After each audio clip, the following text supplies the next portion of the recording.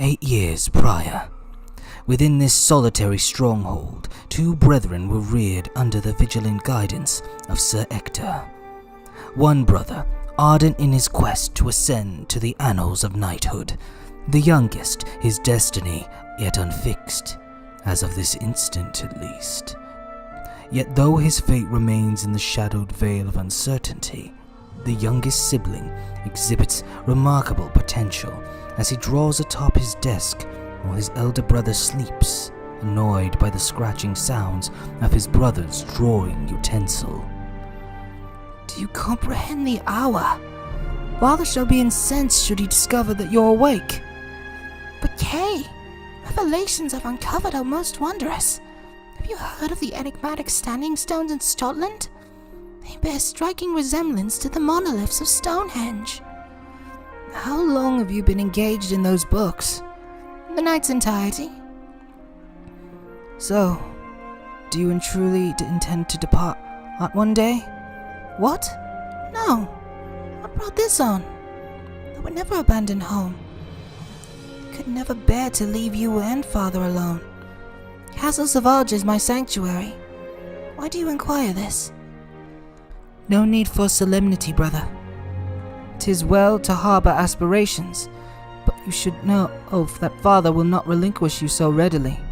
He guards you more fiercely than he does me. I'm not bound for any departure.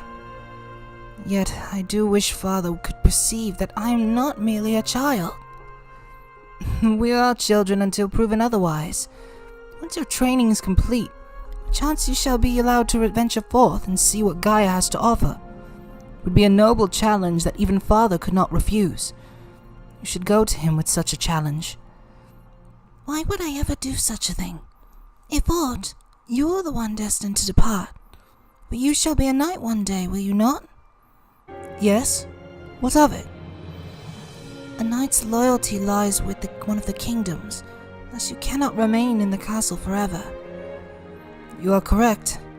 I shall be honor-bound to a kingdom for life.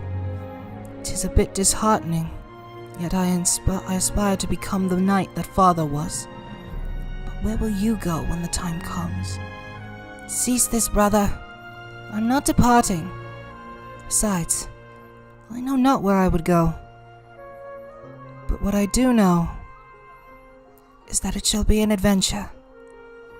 Especially if I can share that adventure with you, my brother. 1 month prior to present day, upon the bridge spanning the chasm at England's border, a solitary warrior roams, seeking the spectre of bygone days. Little did this warrior know, this bygone history was on the cusp of repeating itself as he approached the very spectre he came to find. How many years has it been? Merlin. The two sit across from each other, a campfire burning. They both eat as they reminisce of years past. I found it curious when Finnegan reached out and bade me mutual friend at the borders of England. What brings you back after all these years? Prophecy, Hector. Prophecy is the reason for my return. Your visions have returned at last. Well, I'll be. I wondered when the time would come that I'd behold action again. So, is the rebellion on the brink of victory? That I do not know. My vision concerns them not. Then let us abandon this suspense. What did you see? I saw the boy, Hector, the once and future king himself. The sword shall choose him as its next champion. That cannot be! The sword does not choose by bloodline. You said so yourself!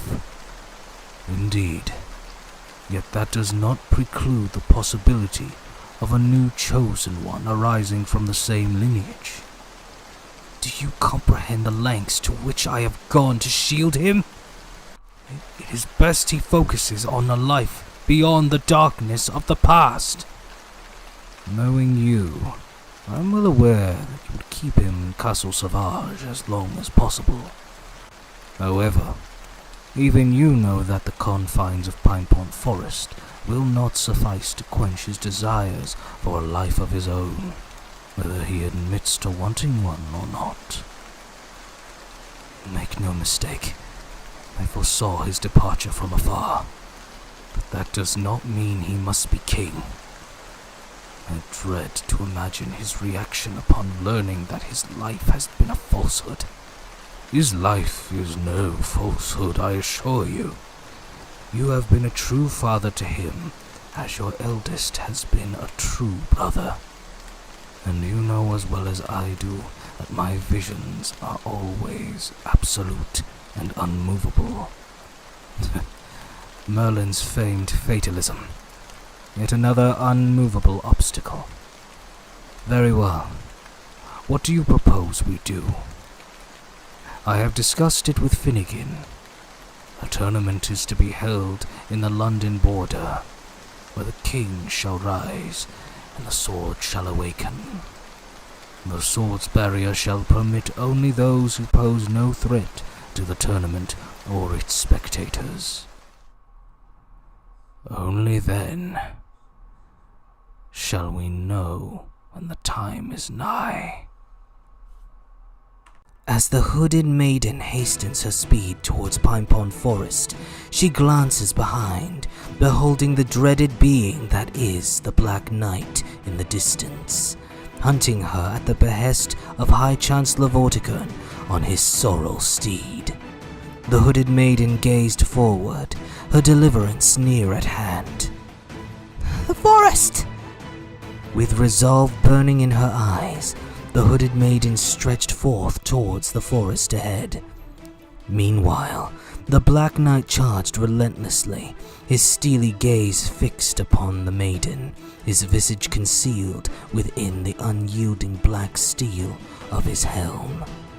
In that fateful moment, the maiden reached the forest's verge, only to encounter an unseen barrier revealed by concentric ripples in the air, as if a stone had been cast into the still waters.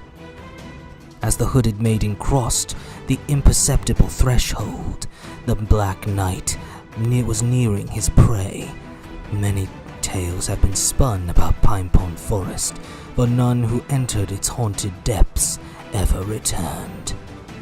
Yet, unbeknownst to all, destiny possessed the cunning to defy convention when the need arose.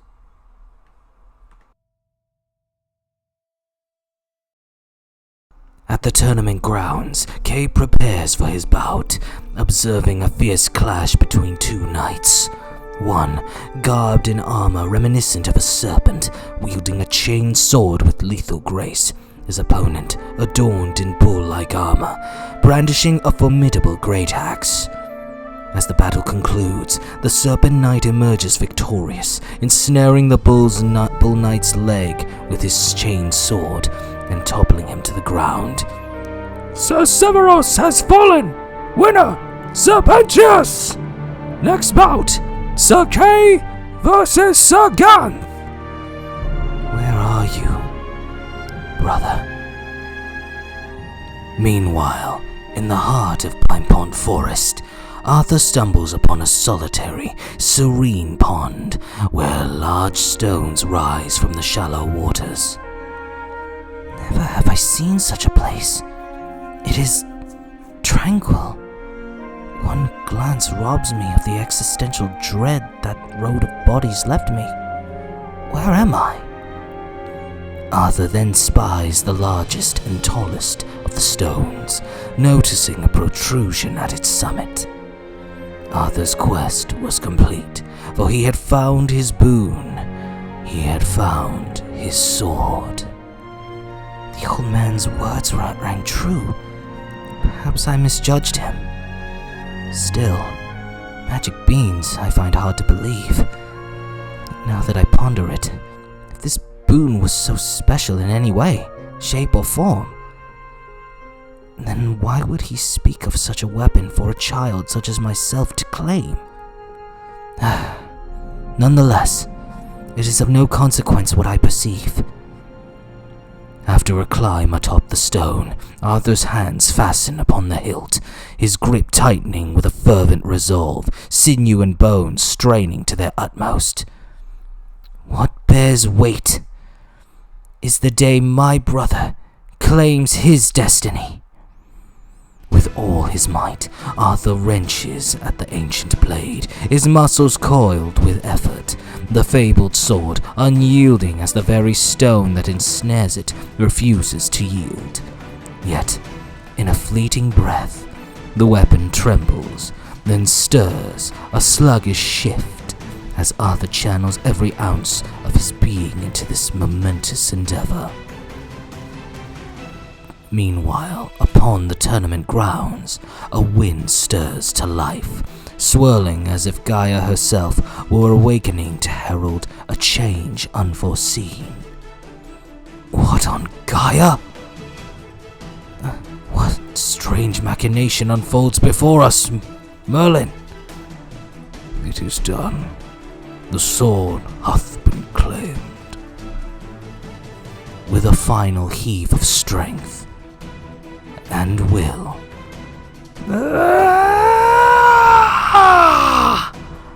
Arthur tears the blade from its stone prison and raises it high, his prize now firmly in his grasp.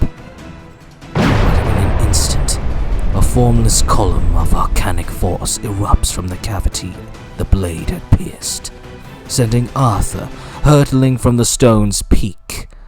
He falls, dropping to the ground below, his senses fleeing as shadows envelop his mind. All fades to black.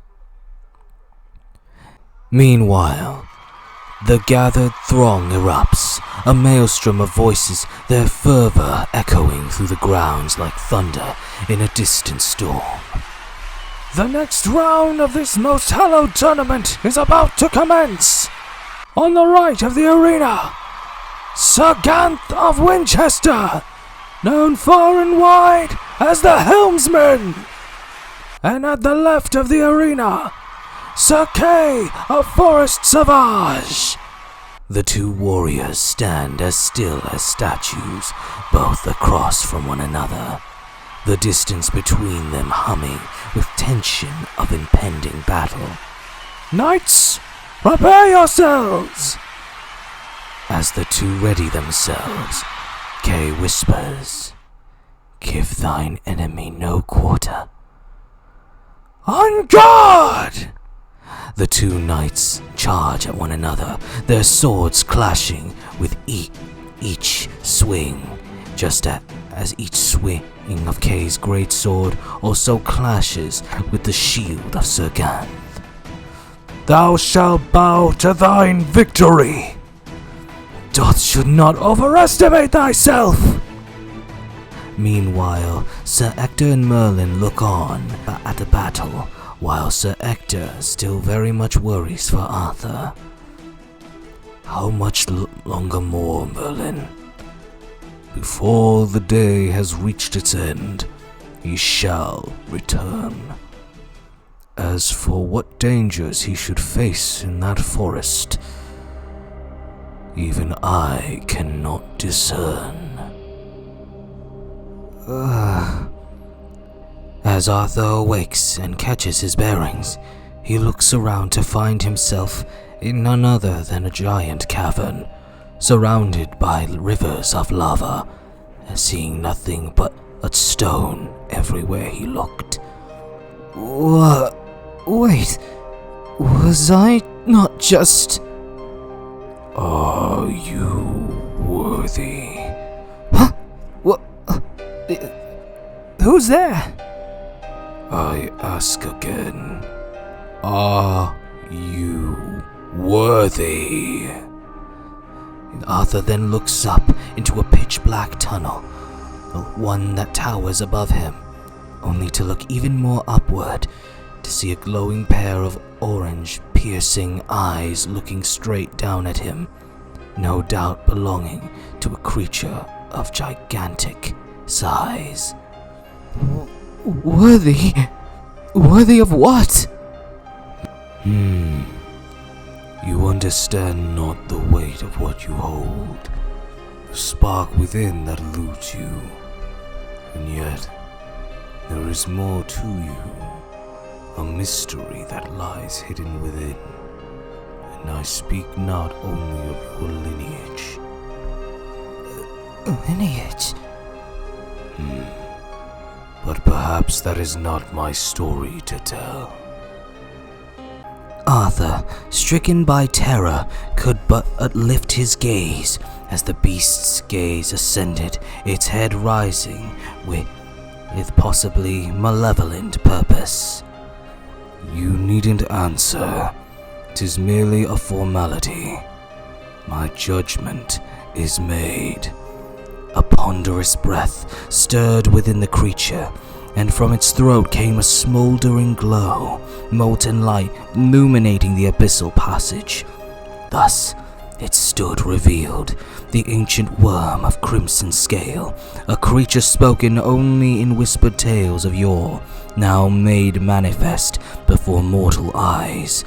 Arthur, his heart quickened with dread, grasped the full weight of this moment, what it meant for a dragon to inhale so deeply.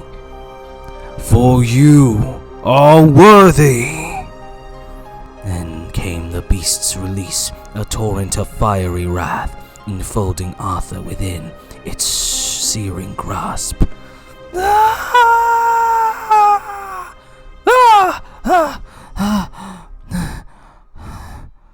Oh, a dream. Only a dream. Thank God. Never again will I seek to climb. I am another stone. Wait. What? Arthur's words trail off as his gaze is drawn to strange glyphs that dance before his eyes, symbols shifting, appearing and vanishing like phantoms, moving like the erratic blotches in one's vision.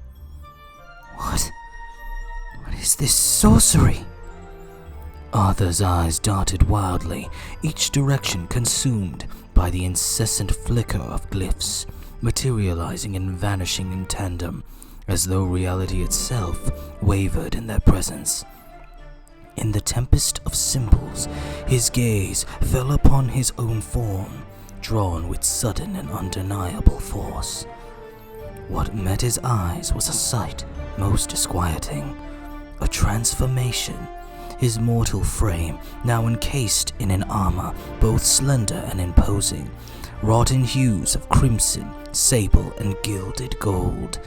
It bore the semblance of a knight's garb, yet twisted, reshaped, marked by a uniqueness that defied the familiar, an enigma forged from realms beyond mortal understanding. What a giant is happening?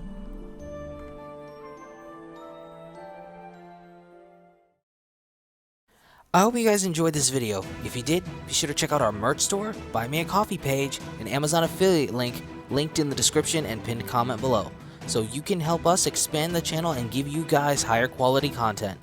Also, if you want to check out our original content, be sure to check out the playlists linked in the description below.